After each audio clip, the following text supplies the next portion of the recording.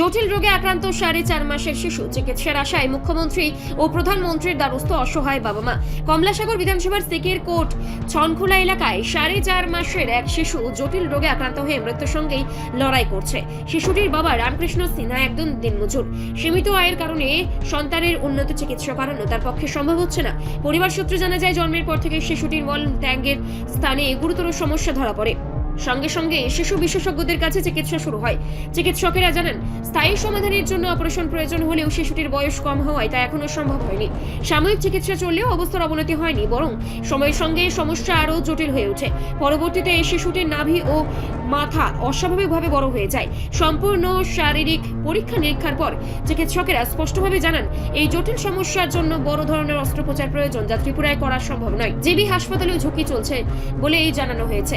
তাই বহির্রাজ্যে কোনো উন্নত হাসপাতালে চিকিৎসার পরামর্শ দেওয়া হয়েছে, কিন্তু অর্থাভাবে সেই চিকিৎসা করানো অসম্ভব হয়ে দাঁড়িয়েছে।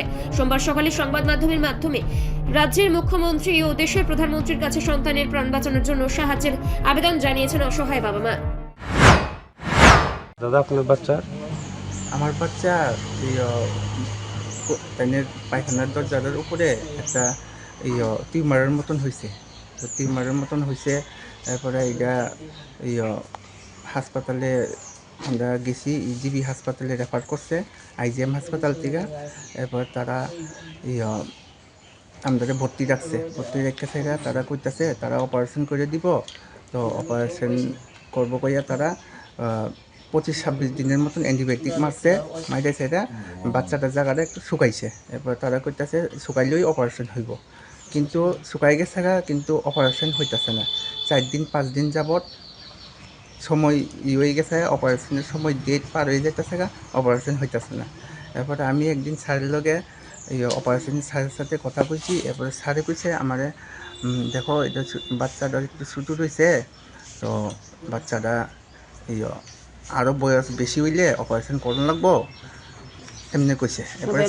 এরপরে স্যারের কাছে আমি কইছি, স্যার তাহলে আমি তো দিন আইনা দিন খাই, তো দিন আইনা দিন খাই, তো আমি তো পারতাম না অতদিন থাকুন জিবিতে, তো আমরা ছুটি দিয়ালাম। এরপরে স্যার কইছে আচ্ছা ঠিক আছে, ছুটি দিয়ালাই 1.5-2 মাস পরে তোমরা আবার আইও।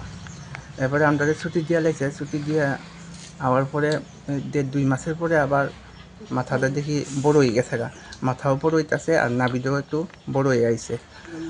এরপরে তো আমরা আবার হাঁপানিয়াত কিছুদিন নিছি। এরপরে নিয়ে সেটা হাঁপানিয়াতে কইছে আমরা পারতাম না, আমরা জিবিত যাওগা।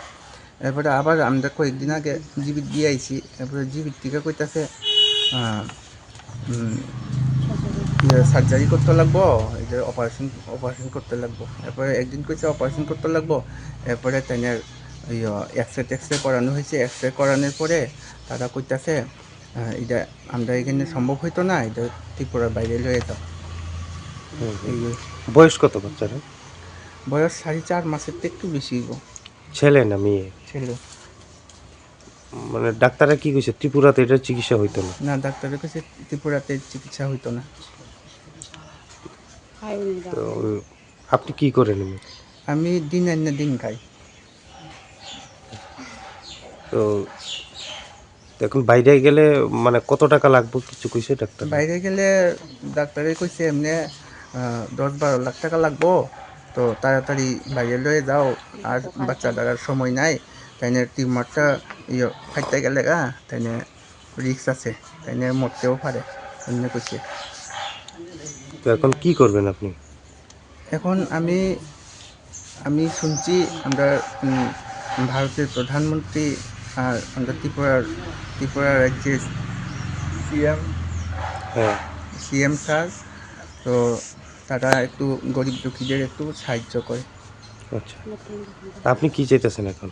আমি চাইতাছি একটু আমার বাচ্চাটা সুস্থ চিকিৎসা করে বাইরে থেকে গিয়া সুস্থ চিকিৎসা করাইয়া আমার বাচ্চাটা একটু সুস্থ করে দেওয়ার এটা চাইতাছি। আপনার নাম কি? আমার নাম রামকৃষ্ণ সিনহা। আপনার বাড়ি কোন জায়গাতে এটা? আমার বাড়ি ছনখোলা। কোন বিধানসভা? কমলাসাগর বিধানসভা, কমলাসাগর কেন্দ্রে। রিপোর্ট সংবাদ প্রতীক্ষা।